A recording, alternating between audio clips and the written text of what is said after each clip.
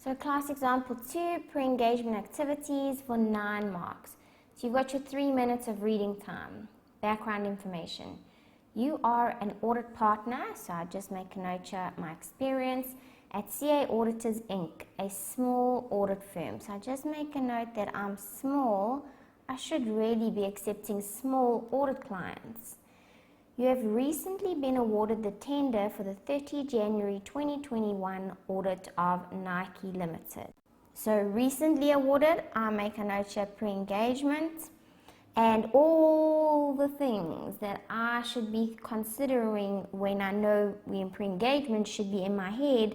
I'm not going to write them down because I don't know if that's what's coming up. And I can see it's for the 30 January 2021 audits. Always just note the dates because it could become important at a later stage. For Nike Limited, a multinational conglomerate company with headquarters in South Africa. So now, multinational conglomerate company tells me that this is a large company. And now all of a sudden I have a question mark between my capabilities because I am a small audit firm and this is a large multinational company, meaning that it's got branches overseas. So can my small audit firm actually handle a big client like this? And also, do we have resources to be able to go overseas for whatever we may need to for the audit? So I've just put here a question mark because of the size, but I also want to make a note here, sufficient staff capacity for this client. Nike Limited is the largest manufacturer of sports equipment in South Africa. So once again, another indication of how large it is, and again, the implication on whether we can take on this engagement. Nike Limited will be your largest customer in terms of revenue generated. So again, now the size is becoming very, very predominant here and a concern. It's also noted in terms of revenue generated, but the CPC makes a note to say, if it is your largest customer in terms of revenue, this could create threats to independence because you are so reliant on this client's revenue that it could sway your objectivity when it comes to making decisions that impact this client. You have allocated 3 article clerks to the audit of Nike Limited, so now I need to make a note here. Is 3 sufficient staff? That's what I'm thinking. To ensure you meet the audit deadline of 1 March 2020. So I had made a note here. The year end is 30 January 2021 and 1 March 2021 is the deadline, which means we've got 1 month to do this audit. So is there sufficient time? You are aware of 2 significant events taking place during the financial year. 1, Nike Limited implemented a new computer information system. So now there's been a change in the IT environment. New computer information system, we've got to consider the effect of this on our staff. Do they have the capabilities? And also, do we have additional resources? Number 2, the board of directors have been implicated in a price fixing scandal. That gives me a bit of a funny feeling inside. Client integrity is questionable with something like that. Okay, so I've used my 3 minutes, now I get to my required. Discuss the matters that you should consider when deciding whether to accept the audit of Nike Limited for 9 marks. So like I said, you got 13 minutes now to start answering. What I should be thinking here They've asked me what do I consider when I wanted to see if we should accept. So they're asking for the pre-engagement considerations. I know from pre-engagement, we've got two things to look at. We have to first look at our staff, and then we've got to look at the clients.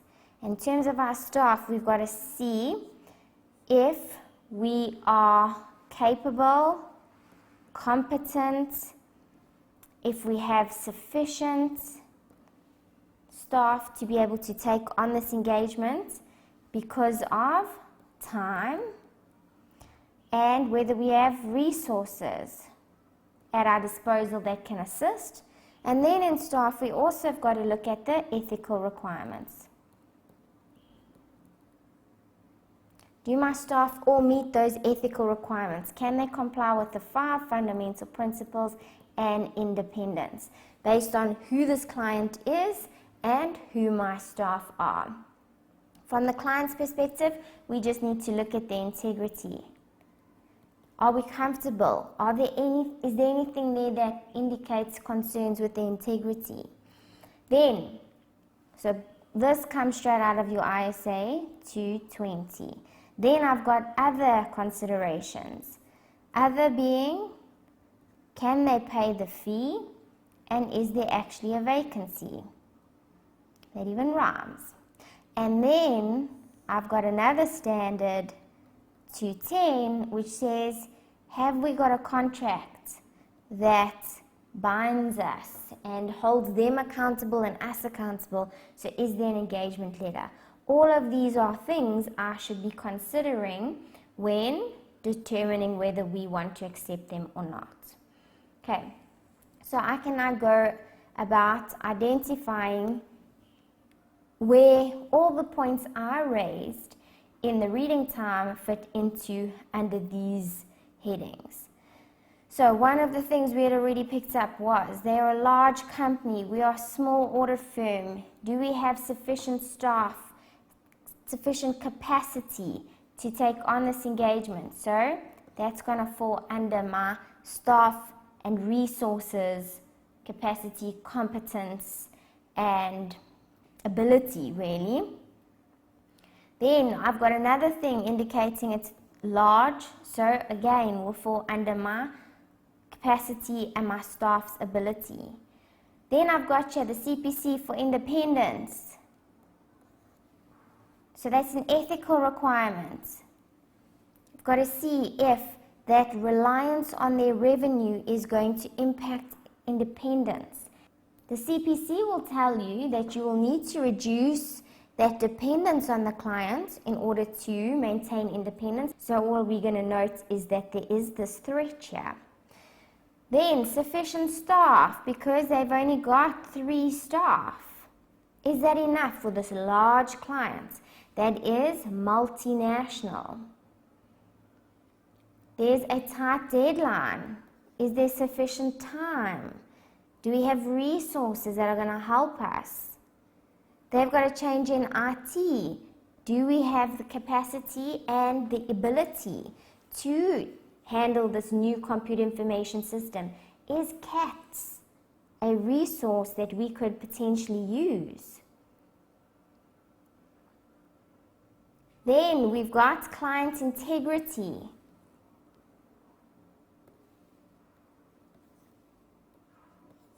Because of this price fixing scandal. So I've got something to make me a little bit insecure about whether I want to take on this client because of the director's involvement in a price fixing scandal.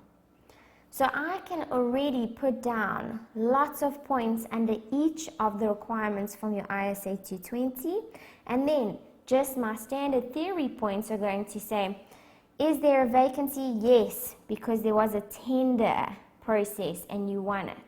Will they be able to pay the fee? Yes, because look at their size. They're the largest manufacturer in South Africa. They're multinational. It would appear that they can pay the fee. And then a theory, is there an engagement letter? So guys, before we go and look at the solution and the way it's been set out, I just want to take you back to the slides, to the next slide where I give you your thought process. Some exam technique, guys. Ask yourself, what stage are we dealing with? And now obviously we're only in pre-engagement, so we're in pre-engagement. But when you start to do more questions as we cover more of the syllabus, ask yourself, where are we before I start to panic? What standards or legislations can help me? Because it's pre-engagement, 220, CPC, ISA 210. And then I apply the requirements. Paragraph 22 and the A paragraphs with regards to acceptance and continuance say you need to look at the integrity of the client. So I've said go and look at ISQM1. The competence of the resources. Go look at A71. Whether they comply with the ethical requirements, go and look at the CPC. And any significant matters that have arisen in the current or previous audits.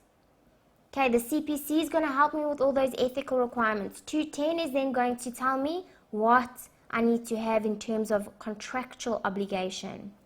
And then other business factors, ability to pay the fee and whether there is a vacancy. So you should have considered the integrity of the client. Integrity looks questionable because of the price fixing scandal.